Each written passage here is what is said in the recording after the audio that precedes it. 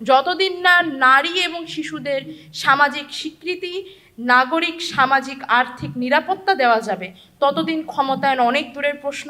আমরা আশা রাখি আমরা এই সংসদকালীন সময়ে আমরা এই সমস্ত বিষয় নিয়ে আরও বেশি কথা বলতে পারবো। আপনারা যারা নাগরিক সমাজ রয়েছেন আমাদের জানাবেন এই সমস্ত সমস্যা নিয়ে আমরা কিভাবে কাজ করতে পারি। দেখুন, নারীর ক্ষমতায়ন, নারী শব্দটাকে যদি সরিয়ে দিই এখান থেকে, যে কোনো ক্ষমতায়ন, পূর্ব শর্ত, একেবারেই পূর্ব শর্ত স্বাধীনতা, আর এখানে হচ্ছে সামাজিক স্বীকৃতি, এই দুটো প্রশ্ন আসে।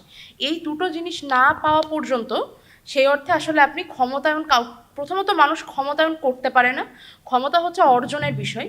আমরা সর্বোচ্চ যেটা করতে পারি ওই পরিস্থিতি তৈরি করে দিতে পারি যেটাতে সমাজের 51% নাগরিকরা ধীরে ধীরে নিজেদেরকে ক্ষমতার কাছাকাছি নিয়ে আসতে পারবে। ক্ষমতায়ন এখানে বা রাষ্ট্র ক্ষমতা না, ক্ষমতায়ন বলতে তারা ওই ইন্ডিপেন্ডেন্সিটা অর্জন করতে পারবে। নারী কি তাহলে সামাজিকভাবে স্বাধীন নয়? নারী সামাজিকভাবে স্বাধীন, কিন্তু ক্ষমতায়নের প্রশ্নটা যখন আসে তখন সেখানে আসে অর্থনৈতিকভাবে নারী স্বাধীন কিনা।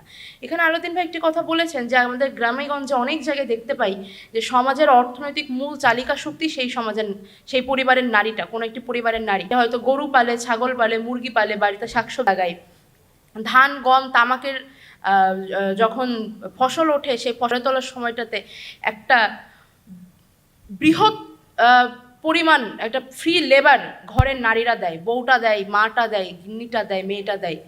এই ফ্রি লেবার, এটা যদি ফ্রি না হতো এই লেবার কস্টিং কিন্তু আমাদের প্রডিউস কস্ট আরও অনেক বেশি বাড়িয়ে ফেলতো। নারী গৃহকর্মে তার যে সময়টা দেয়, গৃহকর্মে তার এই জিনিসটাকে তো আমরা এখন পর্যন্ত উৎপাদনশীলতার মধ্যেই ধরতে পারিনি। পুরো গৃহকর্মে নারীর যে অবদান, নারীর যে পরিশ্রম, এই পুরো পরিশ্রমটার কোনো অর্থনৈতিক মূল্য বাংলাদেশের জিডিপিতে কাউন্ট করা হয় না। ঠিক একইভাবে কাউন্ট করা হয় না কৃষি খাতে, মৎস্য খাতে, কিংবা একটি বাড়ি একটি খামার প্রজেক্টের মতো যত ধরনের যে বিষয়গুলো রয়েছে সেখানেও নারী যে ফ্রি লেবারটা দেয় সেটারও কোনো ধরনের কোনো কাউন্ট হয় না। কিন্তু এইটার কাউন্ট যদি হতো তাহলে আমাদের রেশিওটা আরও বেশি কমে আসতো। নারীকে যখন less producing part of society হিসেবে দেখানো যায় তখন নারীর জন্য সুযোগ সুবিধা কমিয়ে আনার লজিকগুলো বাড়ে। আমরা বলতে পারি আমরা একজন শ্রমিক, নারী শ্রমিক শারীরিকভাবে যতটুকু শ্রম দিতে পারবে পুরুষ শ্রমিক তার সাথে তার চাইতে অনেক বেশি দিতে পারবে, কিন্তু একই সাথে এই নারী শ্রমিক এই শ্রমবাজার থেকে বের হয়ে তার গৃহকর্মে যে শ্রমটা দিচ্ছে সেই শ্রমটা যদি আপনাকে অর্থের বিনিময়ে নিতে হতো কোথাও থেকে, তাহলে আপনাকে কিন্তু একটা বড় অঙ্ক টাকা পে করতে হতো, কিন্তু আপনি আপনার ঘরের নারীকে সেই টাকাটা পে করছেন না। এই জিনিসটা যদি মেজার করা যায়, এটার পরিমাপ করা গেলে জিডিপিতে নারীর অংশগ্রহণ এটা অনেক বেশি দেখাবে। উৎপাদনশীলতার দিক থেকে নারী পুরুষের যে একটা দূরত্ব রয়েছে, মানে পার্সেন্টেজটাতে যে দেখায় যে নারী কম উৎপাদনশীল, এই পরিমাপটা কমে আসবে, এই বৈষম্যটা দূর হবে বলে আমার বিশ্বাস। আরও কিছু বিষয় তুলে ধরি। অর্থনৈতিক স্বাধীনতা আসে আপনি কত টাকা ইনকাম করছেন তার উপরে না, আপনি টাকাটা কীভাবে খরচ করতে পারছেন তার উপরে। আমাদের সমাজে এখন পর্যন্ত ইনকামের সেক্টরটাতে হয়তো নারীরা কিছুটা স্বাধীনতা অর্জন করতে পেরেছে। চাইলেই ক্লাস 8 পাশে একজন গৃহবধূ 10টা মুরগি পালতেই পারে, কিন্তু এই 10টা মুরগি থেকে তার যে ইনকাম সেটা কি আসলে সে নিজের মন মতো খরচ করতে পারছে কিনা। যখন ক্ষমতায়নের প্রশ্নটা আসবে তখন আসবে এই স্বাধীনতা এবং সামাজিক স্বীকৃতির বিষয়গুলো। নারীর ক্ষমতায়ন নিয়ে যখন কথা হয় তখন একই সাথে এখানে উঠে আসে নারীর সামাজিক স্বীকৃতি, সামাজিক, আর্থিক এবং নাগরিক নিরাপত্তা এবং সেই সাথে নারী শিক্ষার বিষয়টা। আমি এখানে আরও কয়েকটা বিষয় তুলে ধরি যদি সময় নিয়ে খুব বেশি তাড়াহুড়া না থাকে। দেখুন, নারীর নাগরিক নিরাপত্তা কতটুকু রয়েছে সেটা বাংলাদেশে গত 4 মাসে 214টি, রামিসার কেসটাকে ধরলে 215টি, ধর্ষণ কেস শুধুমাত্র এটা হচ্ছে মামলা দায়েরই হয়েছে, ঘটনা ঘটেছে আরও অনেক বেশি। মৃতের সংখ্যাও এখানে নেহাত কম না। এত বৃহতাংশের এই যে, এবং এর মধ্যে আপনারা জেনে অবাক হবেন অর্ধেকের বেশি হচ্ছে মাইনর রেপ, ইনসেস্ট রেপের ঘটনাগুলো এত বেশি বেড়ে যাচ্ছে যে নারীর একেবারেই তার জীবনযাপনের যে নিরাপত্তা, নাগরিক হিসেবে তার যে নিরাপত্তাটা রাষ্ট্রের কাছে পাওনা, সেই নিরাপত্তাটা কোনোভাবেই আর বলা যাচ্ছে না যে নিশ্চিত হচ্ছে। কোনো আর্গুমেন্টের প্রয়োজন নেই, কোনো তর্ক বিতর্কের প্রয়োজন নেই, চাক্ষুষ প্রমাণ দেখাচ্ছে যে নারী বর্তমানে বাংলাদেশে, নারী এবং শিশুরা সামাজিক এবং রাষ্ট্রীয়ভাবেই অনিরাপত্তার মধ্যে রয়েছে। যতদিন না নিরাপত্তা নিশ্চিত হবে ততদিন ক্ষমতায়ন অনেক দূরের প্রশ্ন। ওই প্রশ্নে আমরা যেতেই পারবো না, ওই আলাপটাই আমরা দিতে পারবো না যতক্ষণ না নিরাপত্তা নিশ্চিত হবে। এবং এইখানে নারীর সাথে শিশু শব্দটা যুক্ত করা খুবই জরুরি, কারণ শিশু শ্রম বাংলাদেশে যেটা হয় সেটাও আসলে চিপ লেবার এবং বহুলাংশে এই জিনিসটাও আসলে ফ্রি লেবার হিসেবেই যায়। শিশু শ্রম শিশু শ্রম আইনটা নিয়ে আমাদের ভাবা উচিত। বাংলাদেশের শিশুদের শিক্ষা, মননশীলতা এবং তাদের কৈশোরের নিরাপত্তা আমরা দিতে পারছি না। রামিসার ঘটনা ঠান্ডা হতে না হতে 10 বছরের আবদুল্লাহ লাশ পাওয়া গিয়েছে। তো বিষয়টা হচ্ছে যতদিন পর্যন্ত নিরাপত্তা নিশ্চিত না হবে, সামাজিক স্বীকৃতি দেওয়া না যাবে, অর্থনৈতিক স্বাধীনতা নিশ্চিত করা না যাবে, ততদিন ক্ষমতায়নের প্রশ্নের বেসিক আলাপটা আমরা দিতে পারবো না। শিক্ষার আলাপটাও তাই। শিক্ষা, এই যতগুলো কথা বললাম, চাইলে এটার সাথে লিঙ্ক করাই যায় শিক্ষাকে। আমি লিঙ্ক করতে চাই না। আমি যখন প্রাইমারি, হাই স্কুল, কলেজের শিক্ষার্থী ছিলাম, তখন ক্রমাগত প্রত্যেক দিন সন্ধ্যার পরে পড়তে বসতে হতো।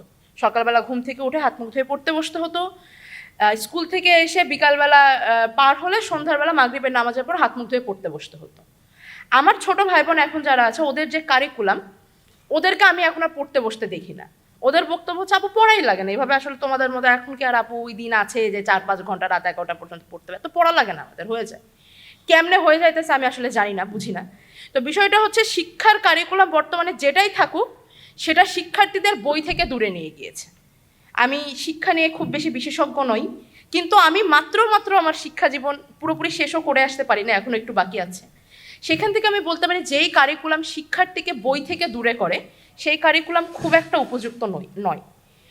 বই থেকে যখন শিক্ষার্থীরা দূরে সরে যাচ্ছে, সেই সময়টা তারা অনলাইনে দিচ্ছে। এই অনলাইনে কোন প্ল্যাটফর্মে দিচ্ছে, রেড পিলের চক্করে তারা পড়ছে কিনা, তারা বই থেকে সরে গিয়ে মাদকের চক্করে পড়ছে কিনা, বাংলাদেশে তো পর্যাপ্ত খেলার মাঠ আর সরকার রাষ্ট্র রাখতে পারেনি। অবকাঠামোগত অবনয়নের কারণে এখন আর শিক্ষার্থীরা বই থেকে উঠে খেলতে যেতে পারে না। তাহলে তারা আসলে কোন কাজে ওই সময়টা ব্যয় করছে, এটা নিয়ে আমার মনে হয় অভিভাবক এবং শিক্ষক সমাজ তো যথেষ্টই চিন্তাগ্রস্ত। কারিকুলামের সাথে যুক্ত যারা, তারাও একটু চিন্তা করবেন। শিক্ষা জিনিসটা একেবারেই বেসিক। বর্তমানে আমরা দেখি, আমি যতটুকু মনে করতে, একটু ঘটনা আপনাদের সাথে শেয়ার করি, সম্ভবত 5-7 মাস আগের ঘটনা। একজন শিক্ষার্থী খুব দুঃখ করে ফেসবুকে পোস্ট করেছিলেন যে, আমি 23 বছর ধরে শিক্ষকতা করছি, কখনো আমি এরকম কোনো শিক্ষার্থীকে দেখিনি যে আমার 11-12 বছরের শিক্ষার্থীরা এমন যৌন কুৎসিত ইঙ্গিতময় কথাবার্তা শিক্ষিকাদের উদ্দেশ্যে ছুড়ে দেয়। একটু ভেবে দেখা উচিত যে কোথায় আসলে পরিবর্তনটা ঘটে গেছে। চেঞ্জিংটা তো একদিন আসেনি, মোটামুটি অনেক দিন ধরেই শিক্ষা খাতটাকে এভাবে ধ্বংস করা হচ্ছে ধীরে ধীরে। হীরক রাজার দেশে আমরা শুনে এসেছি, হীরক রাজা বলে যে যত কম জানে তত বেশি মানে। এখন আমাদেরকে কি উইলিংলি কম জানানো হচ্ছে কিনা, যেন আমরা বেশি জোহুজুর হাত জোর করে থাকি, এটা নিয়ে ভাবার সময় এসেছে। যতদিন না শিক্ষার্থীদের শিক্ষা কারিকুলাম তাদের বয়সোচিত হবে, যতদিন না শিশুশ্রম পুরোপুরি বন্ধ করে শিশু কিশোরদের একটি নিরাপদ কৈশোর শৈশব দেওয়া যাবে, যতদিন না নারী এবং শিশুদের সামাজিক স্বীকৃতি, নাগরিক, সামাজিক, আর্থিক নিরাপত্তা দেওয়া যাবে, ততদিন ক্ষমতায়ন অনেক দূরের প্রশ্ন। আমরা আশা রাখি আমরা এই সংসদকালীন সময়ে আমরা এই সমস্ত বিষয় নিয়ে আরও বেশি কথা বলতে পারবো। আপনারা যারা নাগরিক সমাজ রয়েছেন, আমাদের জানাবেন এই সমস্ত সমস্যা নিয়ে আমরা কিভাবে কাজ করতে পারি। সমস্যাগুলো অ্যাড্রেস করা শুরু হলে সমাধান কিছুটা এগিয়ে আসে। আশা রাখি সমস্যাগুলো খুব দ্রুত, না হলেও কোনো একদিন বাংলাদেশে সমাধান করা সম্ভব, একদিনে না হলেও কোনো একদিন নিশ্চয়ই। এই বলে আমি আমার বক্তব্য শেষ করছি। আপনাদের সকলকে জানাই শুভেচ্ছা এবং আসার জন্য ধন্যবাদ। আসসালামু আলাইকুম।